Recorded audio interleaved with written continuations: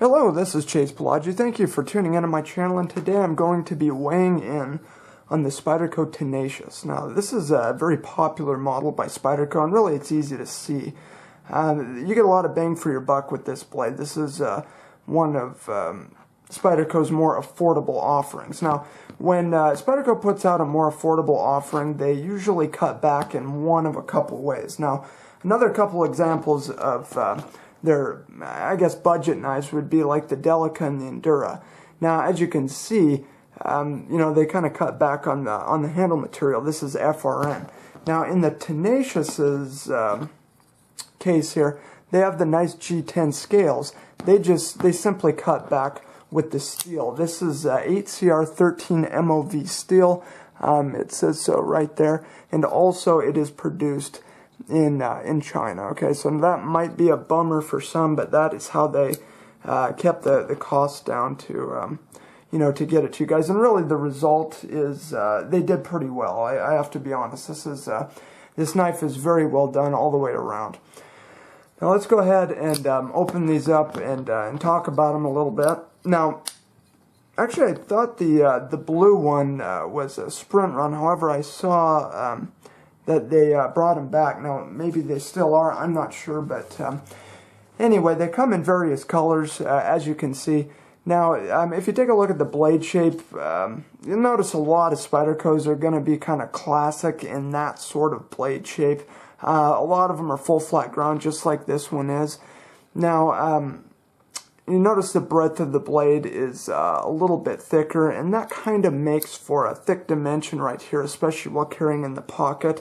Not the hugest fan of that. However, as far as a functional knife, it really is just that. And I think this dimension has a lot to do with it, because it really kind of aids in giving a nice tapered or gradual approach to a very keen edge.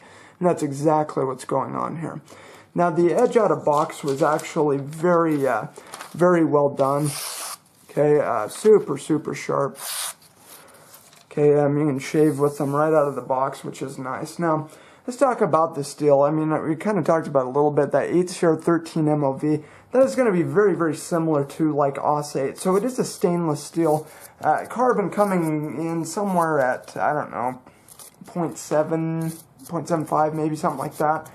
But not going to be quite as high-end as VG10, and certainly not as high as the rest of Spyderco offerings. However, it's surprising. It holds an edge better than you would think. It takes a super keen edge, and like I say, it does have stain resistance properties. So anyway, getting back to the blade itself here. Now, the action is actually not bad at all. It flips right out there. I did adjust the tension on there.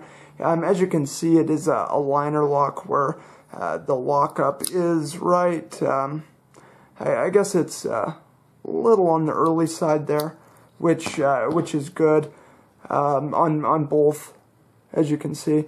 Now, as these wear in, this is going to kind of come further and further to the right here, to that side. But anyway, everything's positive about them. To include the play, there's no lateral play, there's no up and down play. They're actually very solid, which is good. As far as fit and finish is concerned, as you can probably see here, there we go. It's actually done pretty well. The one thing you're going to notice, like the standoffs and stuff, no, they're not done overly well or polished or anything like that. Of course, this, like I was saying, this is a budget model, and as such, there's certain things they're just simply not going to do. One thing I do like about it, though, as configured right now, as you can see, it is in a tip-down formation. You can adjust this. As you can see, they're tapped out on this side as well as the back side, so you can put this anywhere you want for right or left-hand carry, if you prefer, tip up, tip down, whatever. To be honest, I do not carry these very often. Otherwise, I would have changed it to tip up. I have used them. I played with them a little bit, and just to see how they function, and they function just great. Now, let's go ahead and take a look at the ramp and the jimping that's going on here. As you can see, it's a little bit thicker than some of the other ones. For instance, on like the Delica, just since we have it, kind of has that fine jimping. And yes, that makes for a positive grip on there. This, it achieves the same nice positive grip. It's just a little bit thicker. So jimping is done really well if you are concerned with that. As I've said time and time again, it's never really been a big thing for me, but it is well done for those who care. Now also they put a little bit of some traction down here in the liner lock area. Okay, as it feels in the hand, it feels good, really all the way around. You can always tell when those clips kind of get in your way and kind of make for a hot spot when using it. That's not really the case with this blade. Now, the Spyderco, well, it's kind of a classic Spyderco clip. I'd say it is pretty well done. It is the tension on it is good. I always like to have as deep of a carry as possible. However, this is it really isn't too bad. They almost probably had to do it this way so they could do the kind of the quad carry thing there.